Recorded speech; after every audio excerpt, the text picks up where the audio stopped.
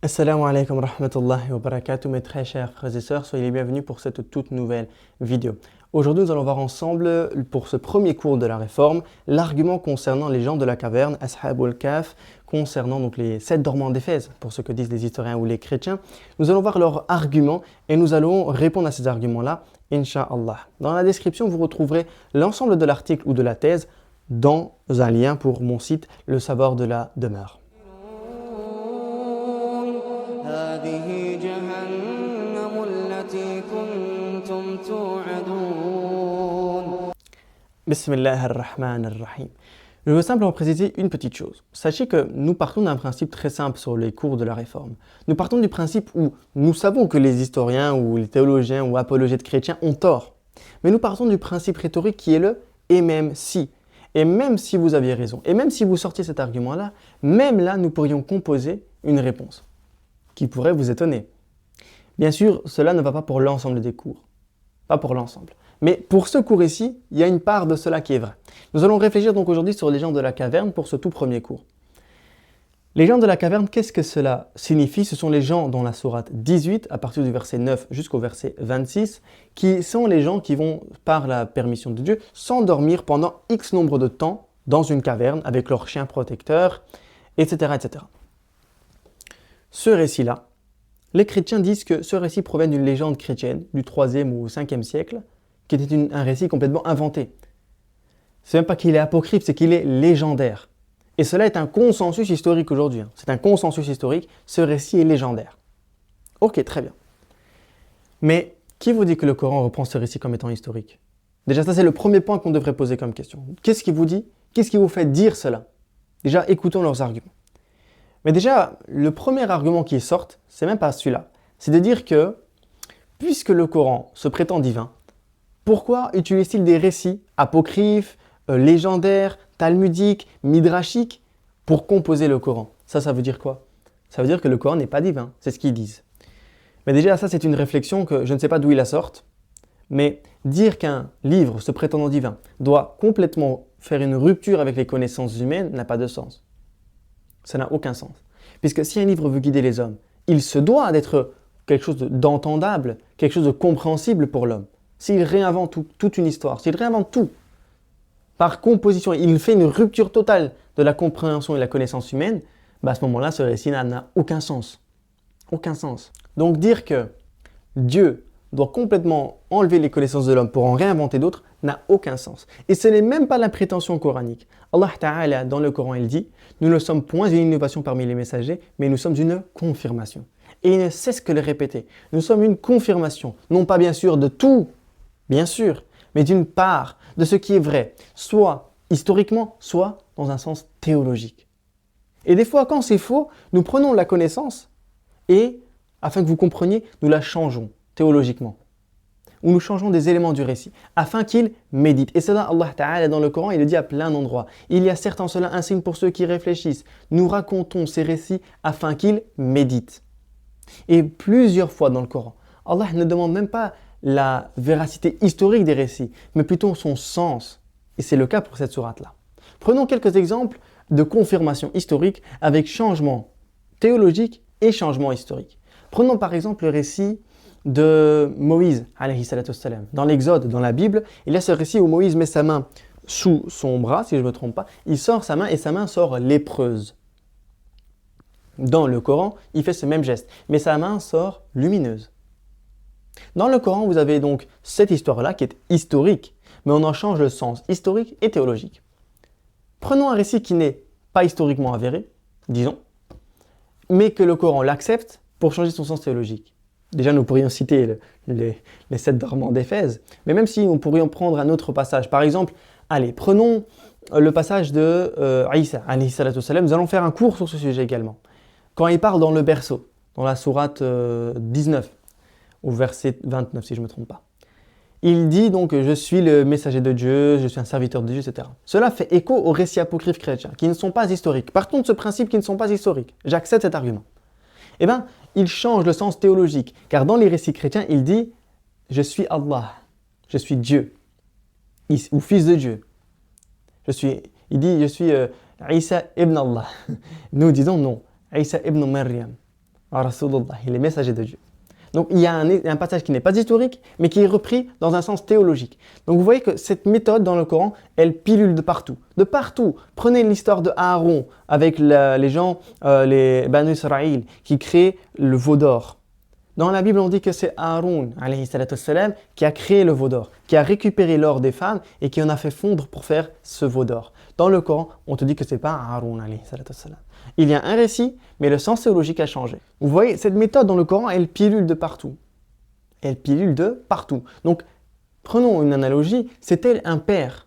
Tel un père. Allah ici, il interagit avec l'homme tel un père. Bien sûr, Dieu n'est pas un père pour nous, mais dans ce sens de l'enseignement, il est comme un père. Il nous enseigne des éléments avec toute sa capacité de connaissance qui est infinie puisqu'il est Dieu. Mais il parle avec l'homme qui est limité. Ainsi, il utilise des éléments qui sont connus de l'homme, soit paraboliques, théologiques, historiques, et ce que vous voulez. Mais on change des fois le sens pour dire que tu as raison sur une part, mais tu as faux sur l'autre, et je vais t'expliquer pourquoi. Ou des fois, il utilise des éléments qui ne sont pas historiques, juste pour faire comprendre quelque chose de théologique. C'est comme avec un enfant. Vous n'allez pas lui expliquer que ce qu'il fait est mathématiquement incorrect à l'âge de 2 ans. Non, vous allez le parler d'une façon à ce qu'il puisse comprendre ce que vous dites. Vous allez donc utiliser des méthodes, des images, des jouets qu'il a, etc., etc. Voilà, donc cette méthode-là, elle est plusieurs fois utilisée dans le Coran. Le passage est 7 dormants d'Éphèse. Les chrétiens l'utilisent en disant du coup que voilà, c'est un récit qui a été inventé. C'est vrai. Historiquement, ce récit a été inventé vers le 3e, 5e siècle, puisque les chrétiens, il y avait des débats entre eux, je crois avec les origénistes, si je ne me trompe pas, il y avait des débats sur la validité de la théologie de la résurrection du corps. Plusieurs personnes croyaient en la résurrection de l'esprit, mais pas celle du corps. Ainsi, les évêques, les savants vont inventer des histoires pour dire que non, en fait, il y a la résurrection des corps, et voici la preuve, il y a eu 7 dormants dans une caverne qui se sont réveillés des siècles plus tard et leur corps était intact. Résurrection du corps validée historiquement. C'est leur preuve. Et ils disent, mais le Coran utilise le même récit. Déjà, petite erreur, le Coran utilise le sens du récit, pas son sens historique, pas son sens absolu. Pourquoi? Parce qu'il y a des passages dans ce récit chrétien qui font une discordance coranique, puisque nous avons des passages coraniques qui disent que leur nombre dans la caverne est inconnu. Seul Dieu connaît leur nombre. Dans les récits chrétiens, on donne des nombres. D'ailleurs, c'est assez dommage de voir certains savants, si je ne me trompe pas, comme At-Tabari, qui va utiliser, il va dire des noms. Il va donner les noms des gens dans la caverne. Il va donner leurs chiffres. Ça, c'est une erreur. Il ne fallait pas faire cela. Pourquoi? Parce que ça l'a fait croire que c'est récit historique. Mais coraniquement, il ne l'est pas. Donc, le Coran va réutiliser les éléments, mais va dire que le nombre dans la caverne est inconnu. Les années dans la caverne est inconnu.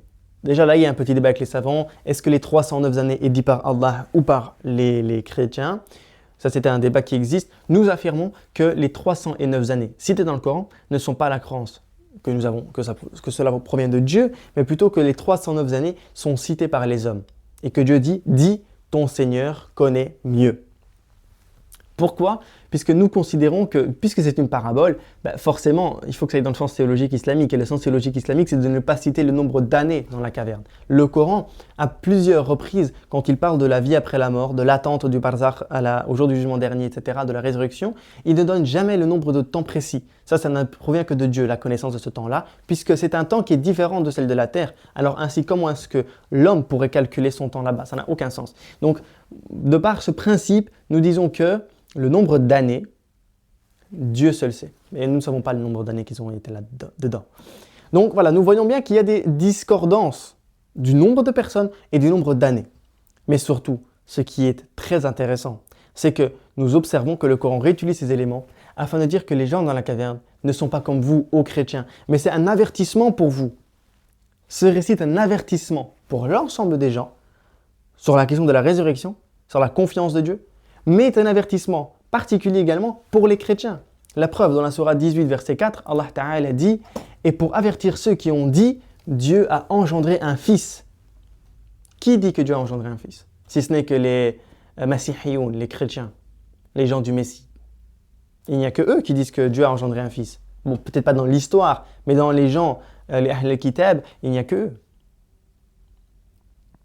Et certes, ceux qui ont dit que Uzair est le fils d'Allah. Mais ici, on parle des Masihiyoun. C'est les seuls qui ont dit que Jésus, fils de Marie, était Ibn Allah. Dans un sens strict, dans un sens divin, dans un sens trinitaire. Trinitaire. Donc, le Coran dit, ceci est un avertissement pour ceux qui ont dit cela. Vous avez dit que Dieu a engendré. Sauf que Dieu dit Lam yalid wa lam yulad. Il n'a jamais engendré. Il n'a pas engendré. Il n'est pas engendré. Donc, vous voyez, c'est déjà le premier élément, c'est que nous voyons que le récit est là pour avertir l'ensemble, mais avertir également les Masihiyoun. De plus, dans cette même sourate, les gens de la caverne ils disent quoi? Ils disent voilà que notre peuple a adopté en dehors de lui d'autres divinités. Que n'apporte-t-il sur elles une preuve évidente? Qui est plus injuste que celui qui invente un mensonge contre Dieu? Donc on voit que même les Ashabul Kahf disent eux-mêmes, les gens de la caverne, pardon, disent eux-mêmes que mon peuple, notre peuple, ont associé à Allah d'autres divinités. Nous n'allons pas faire un débat sur la Trinité, est-ce que c'est du monothéisme, est-ce que c'est du polythéisme, ce n'est pas la question. La question c'est d'un principe coranique, puisque nous faisons une critique coranique. Dans le Coran, la Trinité c'est de l'associationnisme. Sourate 4, verset 171. Sourate 112. L'engendrement, le fait qu'Allah Ta'ala a un enfant, qu'il soit engendré, créé, peu importe, ça c'est du shirk. Ce que vous associez à Dieu, c'est du shirk. Et les gens de la caverne, coraniquement, disent eux-mêmes que les gens de leur peuple faisaient du shirk. Et que eux se désavouent de cela. Ils se désavouent de cela. Donc, en réalité, on pourrait s'arrêter là, mes frères et sœurs. Puisque le Coran ne réutilise donc pas le récit d'un point de vue historique, mais le réutilise pour utiliser le sens théologique, la résurrection existe. Par contre, on change le sens que vous apportez. Ils ne sont pas trinitaires. Premier élément. Leur nombre. Pourquoi savoir leur nombre? Pourquoi savoir le nombre d'années? Puisque ce n'est pas un récit qui est historique. Alors pourquoi est-ce que cela nous intéresserait de savoir le nombre de personnes dans la caverne? Qu'est-ce que cela nous intéresserait de savoir le nombre d'années? Puisque cela va à l'encontre de la théologie de la fin de vie, mais surtout cela va à l'encontre d'une parabole. Une parabole n'a pas besoin d'être aussi précis, n'a pas besoin d'être aussi historiquement flou. C'est flou parce qu'en fait ça apporte un sens historique à cela. Et c'était le but des chrétiens. C'est ça que les chrétiens ne veulent pas dire. C'est que les chrétiens à l'époque utilisaient ce récit pour prouver historiquement, corporellement, la réalité de la résurrection. Car ils disaient, nous avons retrouvé dans telle caverne des gens et leur corps est encore là. C'est ce qu'ils affirmaient en tant que tel. Et c'est pour cela qu'ils ont, à plusieurs endroits dans le globe, fondé des bâtiments, des églises, des lieux de pèlerinage qui existent encore aujourd'hui. En Tunisie, il y a des endroits de pèlerinage pour les sept dormants d'Éphèse.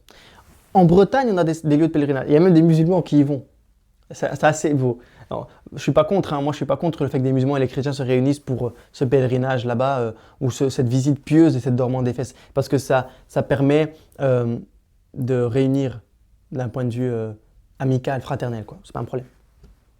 Mais cela montre que historiquement, ils ont voulu bâtir des lieux sur les endroits qu'ils retrouvaient. Ils disaient que c'était les sept dormants d'Éphèse. La preuve, même dans le Coran, cela dit. Ils disent ainsi, nous fîmes qu'on les découvre afin que les gens sachent que la promesse de Dieu est vérité et qu'il n'y a aucun doute au sujet de l'heure. C'est ça le but en fait, la question c'est le sujet de l'heure. Les gens se disputaient leur savoir, certains dirent élever sur eux une construction, leur Seigneur les connaît mieux, mais ceux qui l'emportèrent dans leur affaire dirent nous construirons certainement sur eux un lieu de prière. Donc encore une fois, voilà, le Coran critique cette méthodologie-là. Elle critique cette méthodologie-là. De dire que ça devient historique. Il faut bâtir des lieux de prière dessus. Il faut bâtir telle ou telle construction dessus. Ça, c'est la méthode coranique. Moi, je vous invite à lire, c'est en anglais ou en turc, pour ceux qui parlent l'une des deux langues. Vous le retrouverez également dans les sources sur mon site.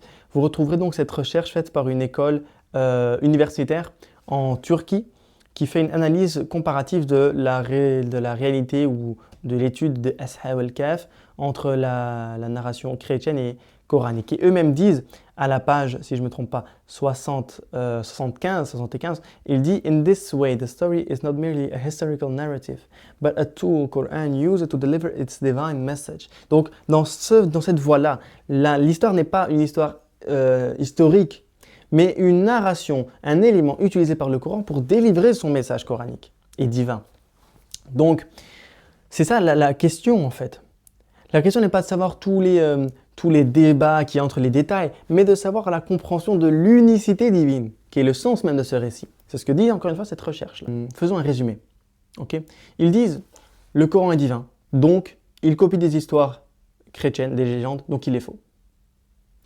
Le récit est légendaire, pourtant le Coran croit que c'est historique. Ce sont les deux arguments composé de 2 éléments pour prouver leur croyance ou leur réponse. Mais on voit que ça n'a pas de sens. Puisque de 1, non, c'est faux, le Coran se prétend effectivement divin, mais il n'a pas besoin d'être une invention complète. Il peut y avoir des confirmations. Donc ça enlève le premier argument et son lien de preuve. Et le deuxième argument avec son lien de preuve qui est l'histoire du Coran est repris comme une histoire réelle est fausse, puisque le Coran enlève les éléments qui peuvent faire croire que c'est historique, pour montrer que c'est de 1 parabolique, théologique, et que les éléments sur lesquels vous disputez est une erreur, une grande erreur. Et en plus de cela, elle montre que c'est faux. Pourquoi ? Parce qu'elle dit les chrétiens croient qu'ils sont trinitaires. Or, ils ne le sont pas. Ils ne discutent pas le sens historique, mais le sens de la croyance. La croyance véritable auprès de Dieu, c'est La ilaha illallah. Il n'y a de Dieu que Allah. Et que c'est le tawhid pur. Coraniquement parlant, je ne parle pas du débat trinitaire et tawhid. Je ne parle pas de cela. Je parle de la simple réflexion coranique. Si on se base sur le Coran, c'est comme ça que le Coran réfléchit. Et ça, c'est quelque chose que les chrétiens doivent comprendre, mais c'est un appel aussi aux savants musulmans, que les savants musulmans eux-mêmes doivent comprendre. Car malheureusement, beaucoup de nos savants sont tombés dans le piège.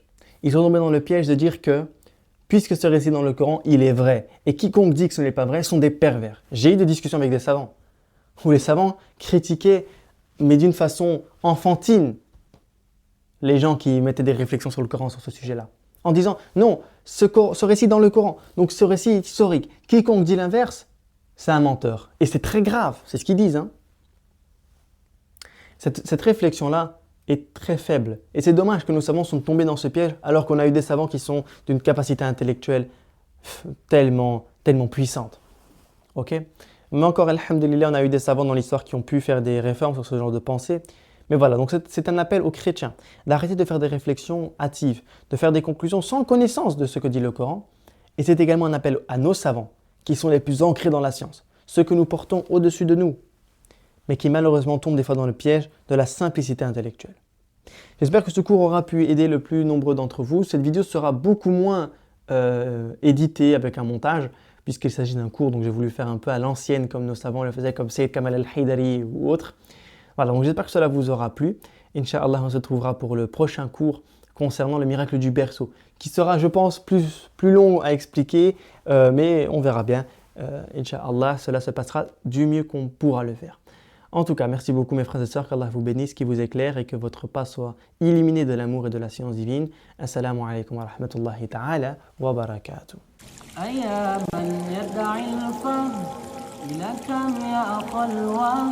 تعبي الذنب والهم وتخفي الخطأ الجم أما بان لك العيب